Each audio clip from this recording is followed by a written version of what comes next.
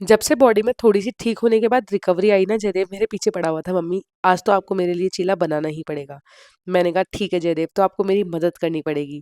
तो जयदेव ने बिल्कुल मुझे मना नहीं करा काम करने के लिए, जयदेव ने मेरी पूरी मदद की, सही बता रही हूँ। फ्रिज में से सब्जियाँ निकाली और मैंने कहा, "ये जो टमाटर है ना, ये आपके जैसा लग रहा है बिल्कुल छोटू सा टमाटर, तो इसको खाना भी पड़ेगा। फिर ये चीज़ मत बोलना कि मम्मी ये नहीं खाऊँगा, वो नहीं खाऊँगा।"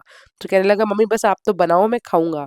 और ये क्या करता है ना, 2 बाइट खाएगा, चीले की छोड़ देगा कई बार। तो मैंने इससे पूछ-पूछ कर ही सब्जियाँ इसमें ऐड करी है। इसने सिर्फ़ 2 ही ऑप्शन रखे, "मम्मी ओनली प्याज़ और टमाटर डालो, और क्या डालोगे? लहसुन भी डालोगे क्या?"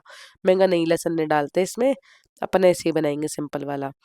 और इसके लिए मैंने क्या है कि सूजी का घोल बनाया था कल शाम को, लेकिन समय नहीं मिलने की वज़ह से मैं नहीं बना पाई।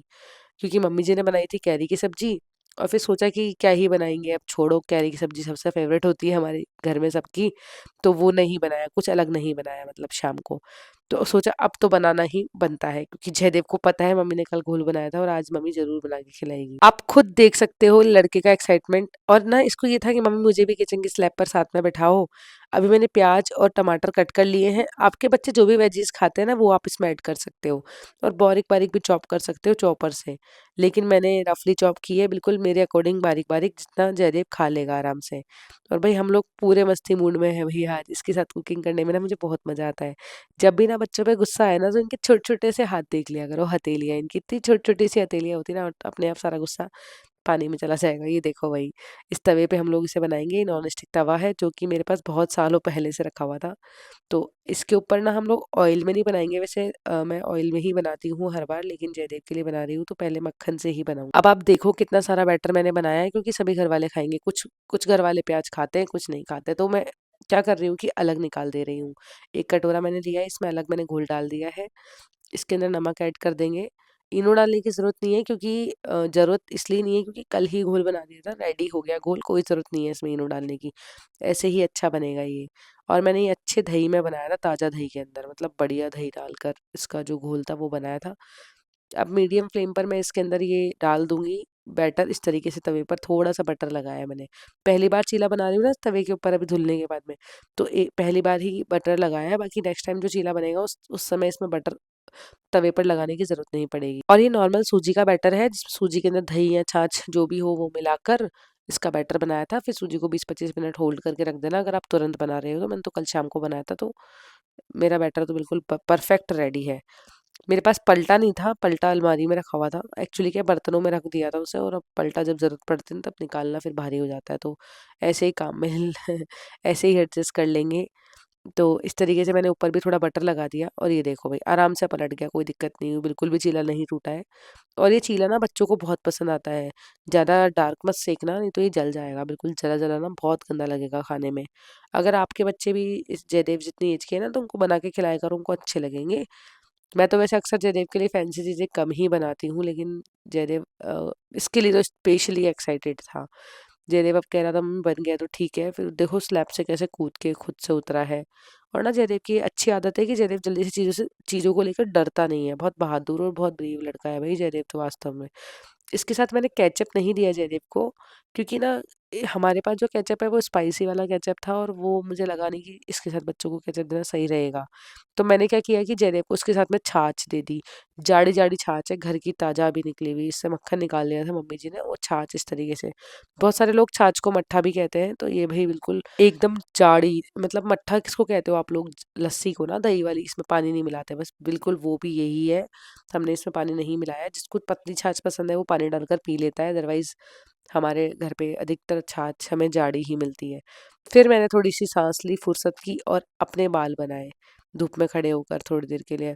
जब से ठीक हुई हूँ तो बॉडी तो ठीक है, लेकिन अभी वीकनेस बहुत ज़्यादा है बॉडी के अंदर। अब देखते हैं कब तक रिकवरी होती है। मुझे अस्थमा की भी प्रॉब्लम है, तो मेरे बहुत ज़्यादा कफ़ जमा हुआ है। बस मैं उसी का ट्रीटमेंट ले रही हूँ। आप लोग कमेंट करके बताना, अगर आपके साथ भी शेयर करना हो तो मुझे बताना, मैं आपके साथ ज़रूर शेयर करूँगी कि मैं अपना घरेलू ट्रीटमेंट क्या लेती हूँ कफ़ के रिगार्डिंग। ये देखो, इस तरीके से मैं बार-बार बैटर इसमें ले रही हूँ, क्योंकि भई सबको अलग-अलग तरीके का खाना होता है। ये मैंने अपने लिए बनाया है सेट डोसा, जयदेव को बहुत अच्छा लगा, जयदेव ने दोबारा से एक और लिया था, और इस बार इसने सब्जियाँ निकाल के छोड़ दी उसके अंदर से, लेकिन बाद में मैंने वो उसे खिला दी थी। और मम्मी जी ने देसी सिलबट्टे पर ये चटनी बाटी थी, बहुत ही टेस्टी चटनी होती है ये देसी चटनी। ज़्यादा कुछ नहीं डालती हैं इसमें, मिर्ची, नमक, जीरा-वीरा डाल लेते हैं, छाछ के अंदर इसको बाँट लेते हैं बिल्कुल बारीक-बारीक। समय बहुत लगता है लेकिन क्योंकि बीजों को पीसने में बहुत समय लग जाता है, लेकिन ये चटनी बहुत टेस्टी लग रही थी और ऊपर से इसमें थोड़ा-सा घी के अंदर इसको छौंक दिया था मम्मी जी ने जीरा-वीरा डाल के। इतनी टेस्टी चटनी बनी थी ना ये सिलबट्टे वाली, इसके साथ में सेट डोसा बहुत बढ़िया लग रहा था। अब आप लोग पूछोगे दीदी सेट डोसा क्या होता है? वैसे तो देखो चावल के आटे से जो हम लोग बैटर बनाते हैं ना उससे बनता है ये, जिससे हम लोग वो बनाते हैं ना इडली वगैरह। तो इडली देखो मैं तो सूजी की बनाती हूँ तो मैंने सूजी वाला सेट डोसा बनाया है और जो चावल की इडली बनाते हैं वो चावल से भी सेट डोसा बना सकते हैं मतलब उसी घोल से। क्या होता है कि एक तवा गरम होता है ना उसके ऊपर इसको डाल दो 1 डेढ़ चमचा और वो अपने आप एक साइड से पकता-पकता ऊपर की तरफ से भी पक जाएगा ऑटोमेटिकली स्टीम होता-होता। बस उसे उतार लो तवे पे से और खा लो। वो कच्चा नहीं होता है, आपको लगता है दिखने में कि वो कच्चा है लेकिन वो बहुत टेस्टी लगता है। इसको हम सेट डोसा बोलते हैं। तो जया ने देखो ये सब्जियाँ नहीं खाई थी, थोड़ी बहुत उसको भी खिलाई और मैंने भी खाई। आप लोग ना बनाकर ज़रूर ट्राई करना, अच्छा लगता है। मुझे बिना वेजिज़ का ज़्यादा पसंद है ये वाला चीला। और अगर वेजिस डालो ना तो भाई सब कुछ डालो, फिर इसमें हरा धनिया और भी बहुत सारी चीज़ें होती हैं। कभी उस तरीके से बनाऊँगी तो ज़रूर शेयर करूँगी। लेकिन मुझे ये सिंपल वाला ज़्यादा पसंद है। अमन जी घर पर आए थे टिफ़िन लेने के लिए, तो मैंने उनको भी बिठा दिया कि ये खाने के लिए, क्योंकि अमन जी को ज़्यादा तो पसंद नहीं है लेकिन सेट डोसा उनको अच्छा लगा था। उन्होंने कहा था अच्छा ही बना है। उसके बाद में यहाँ पर मैंने अमन जी का टिफ़िन पैक किया, चटनी थोड़ी चटनी ज़्यादा डाल दी थी मैंने, मम्मी जी ने उनके लिए बाटी बनाई थी चूल्हे पर बढ़िया। बाटी एकदम कड़क बाटियाँ थी, कच्ची नहीं थी बिल्कुल भी, क्योंकि मम्मी जी की आदत है ज़्यादा सेंकती है बाटियों को वो, और वो अच्छी भी लगती है हमें। साथ में चटनी और दही। अमन जी ऑफ़िस के लिए रवाना ही हो रहे थे कि मैं उनको कुछ बात कान में बता रही थी और वो हमारी थोड़ी-सी पर्सनल बात है, अब मत पूछना क्या बात थी। अरे, अरे! मैं तो मज़ाक कर रही थी भई, ऐसी कोई बात नहीं थी, हम आपस में हँसी-मज़ाक कर रहे थे किसी बात को लेकर, तो मैं उनके कान में जानबूझ के बोल रही थी और वो एक होता है ना कई बार मज़ाक में अपन कान में ही बोलते रहते हैं। और ये देखो उसके बाद में मैंने कपड़े धोए, कपड़े धोकर ड्राई करके एक जगह रखे थे, तो जयदेव ने मेरी मदद करी पूरे कपड़े सुखवाने में। जयदेव वाक़ई में बहुत ही शानदार समझदार लड़का है, क्योंकि जयदेव की क्या है कि इसको पता रहता है कि मम्मी को कौन-सा कपड़ा कब चाहिए। जैसे अभी मैं छोटे वाले स्टैंड पे कपड़े सुखा रही हूँ ना, जैसे ऊपर वाले तार पे, तो उसको पता है मम्मी यहाँ पे छोटे कपड़े सुखाती है, तो ये मुझे छोटे कपड़े छाँट के दे रहा था। और फिर जब मैंने इसको कहा ना जैसे अब बड़े चाहिए, तो ये मतलब मेरी बातों को बहुत डीपली समझता है और उन बातों को फ़ॉलो भी करता है। जयदेव ना बहुत समझदार है, मुझे कहता है मम्मी आप काम मत करो, आपकी तबीयत इतनी ठीक नहीं है, अभी आपको रिकवर होने में टाइम लगेगा। मतलब इतने-इतने से बच्चे ना इतनी चीज़ें समझते हैं ना, मैं आपको बता नहीं सकती हूँ। फिर कहता है कि मम्मी जब मैं बड़ा हो जाऊँगा ना, तो मैं आपको काम नहीं करने दूँगा इतना। आप कितना काम करती हो मेरे लिए, कितना सबको सँभालती हो, दादाजी का ध्यान रखती हो, माँ का ध्यान रखती हो, सबका ध्यान रखती हो घर में। मतलब जयदेव ना बातों को बहुत समझता है और मेरे लिए ना इससे बड़ी बात और कुछ नहीं हो सकती भई, ये इतना समझता है वही मेरे लिए बहुत बड़ी बात है। एक-एक करके हमने ढेर सारे कपड़े स्टैंड पे सुखाए हैं। जगह थोड़ी-सी कम थी तो स्टैंड में थोड़े घिच-पिच करके ही सुखाए हैं कपड़े। अभी गर्मी तेज़ पड़ रही है तो सूख जाएँगे आराम से, कोई दिक्कत नहीं है। पूरे घर को मैंने अरेंज किया, डस्टिंग वगैरह की पूरे घर में, और ये देखो कुछ कपड़े एक्स्ट्रा थे तो मैंने इस तरीके से उस पे छोड़ दिए। बाद में उनको फैलाऊँगी बाहर बालकनी में साफ करके। फिर मैंने पूरे घर में अच्छे से झाड़ू लगाई और फिर पोछा लगाया। और आजकल ना मैं पोछा ना इस तरीके से डंडे से ना उस वाय पोछे वाले डंडे से ना लगाकर इससे लगाती हूँ। थोड़ा और ज़्यादा जल्दी पोछा लग जाता है मेरा। क्योंकि जब से मैं बीमार हुई ना स्पेशली इसी का यूज़ ज़्यादा करने लगी हूँ। और इन दिनों में ना मेरी कैपेसिटी भी थोड़ी कम ही हो गई है काम करने की। लेकिन फिर भी वही ना रिस्पॉन्सिबिलिटी सब करवा देती हैं। फिर मैं किचन में आ गई, घर का झाड़ू पोछा करने के बाद घर का लगभग सारा काम खत्म हो गया था।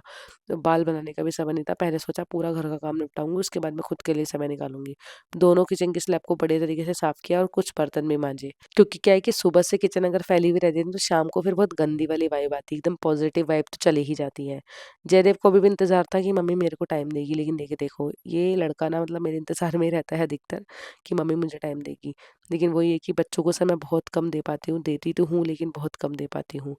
कई बार सोचती हूँ एक अच्छा अलग शेड्यूल बनाऊँ जिसमें जयदेव को पार्क वगैरह भी लेके जाऊँ, थोड़ा-सा एक्टिविटी करवाऊँ, तो लेकिन वही है ना कि सोचती हूँ, सोचा था होली के बाद मैं ये चीज़ें शुरू करूँगी, लेकिन तबीयत ने साथ नहीं दिया और इस बार ना मैं बहुत ज़्यादा बीमार पड़ी हूँ, सही बताऊँ तो बहुत ज़्यादा बीमार पड़ी हूँ।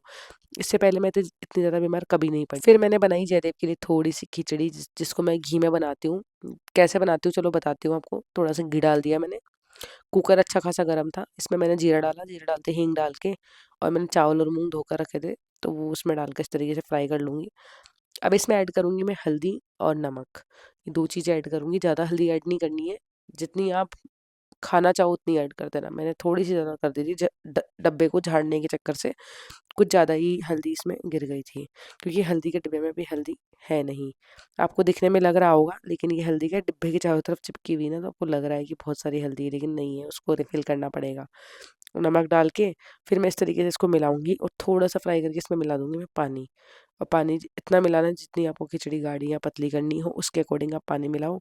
मेरे को इतनी ही चाहिए थी, तो मैंने इतना ही करा। फिर उसके बाद में मैंने कुकर में सीटी लगाने के लिए छोड़ दिया। ये हींग जीरे की खिचड़ी ना बच्चों को नाश्ते में या शाम के समय दे सकते हो, हेल्दी होती है, दाल चावल ही होते हैं इसमें।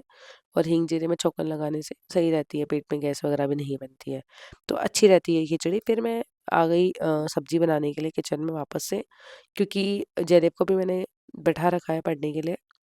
अभी वो अपनी पढ़ाई खुद से ही कर रहा है, और तब तक मैं क्या कर लूँगी कि थोड़ी बहुत सब्जी वब्जी काटने की तैयारी कर लूँगी। आज मैं बनाऊँगी लौकी, घर पे लौकी रखी हुई थी, तो सोचा आज यही बना देती हूँ। और हमारे घर में ना लौकी हमेशा रहती है, क्योंकि हमारे पापा जी लौकी का जूस पीते हैं। और वो अधिकतर हम उन्हें जब पिलाते हैं जब वो कुछ चिकना-चिकना ज़्यादा खाते हैं, क्योंकि लौकी जो होता है ना वो कोलेस्ट्रॉल की मात्रा को कम कर देता है बॉडी में। तो अगर आपके घर में भी कोई हार्ट पेशेंट हो, तो आप इस तरीके से उनके लिए लौकी का जूस बनाकर उनको पिला सकते हो, अच्छा रहता है उनकी हेल्थ के लिए।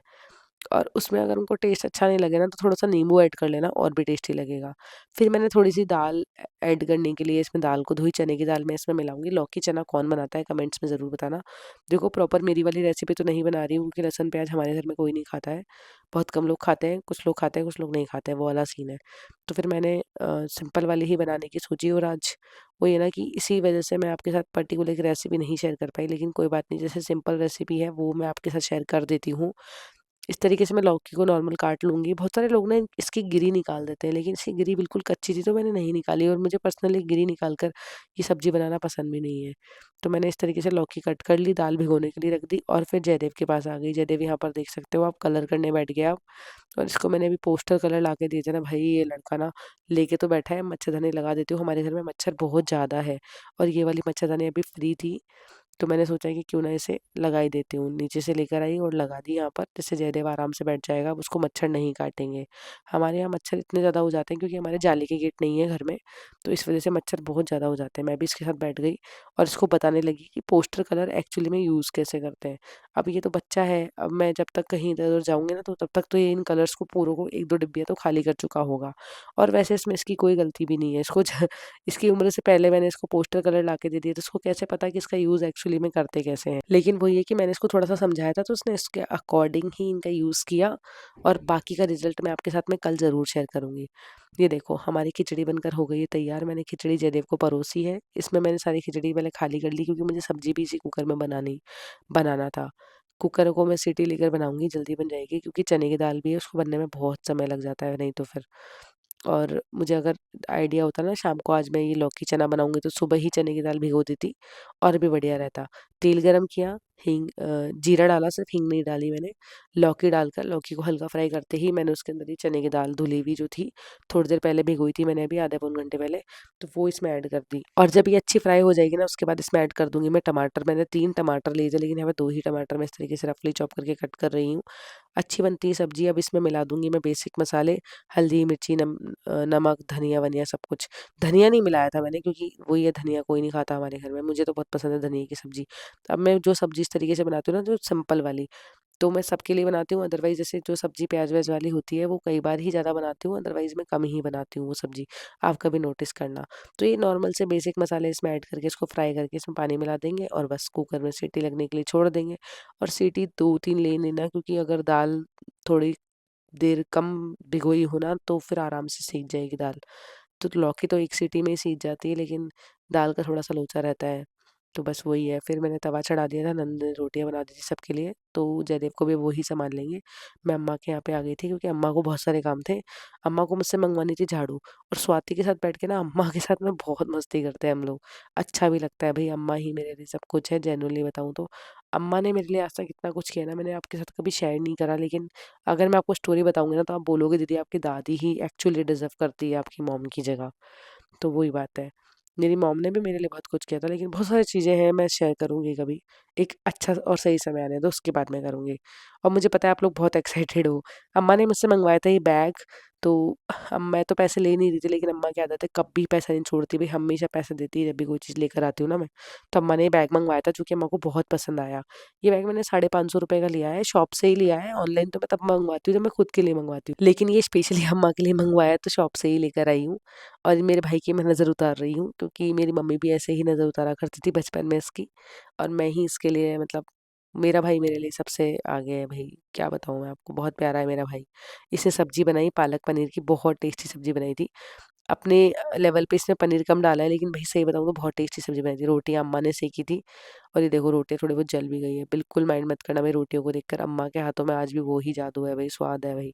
मेरे को लगा रोटी जली हुई नहीं होगी, देखो अम्मा बोल रहे तू जली हुई खाएगी और मुझे ऐसे देगी, लेकिन भाई हम खा लेंगे ऐसे, अम्मा आप ढंग से खा लो।